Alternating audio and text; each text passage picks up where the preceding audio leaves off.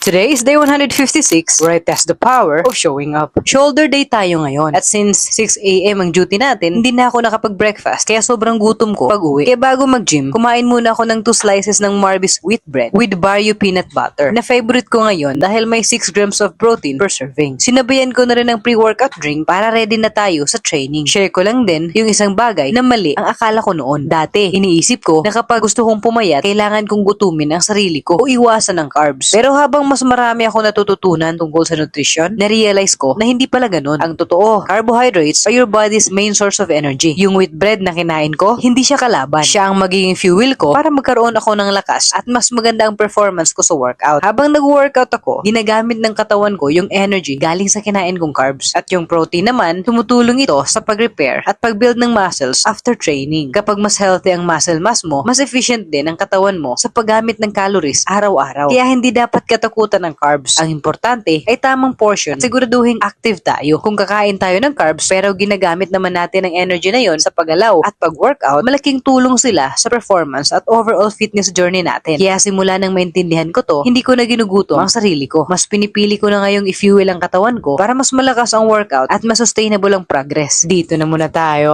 To show up again tomorrow.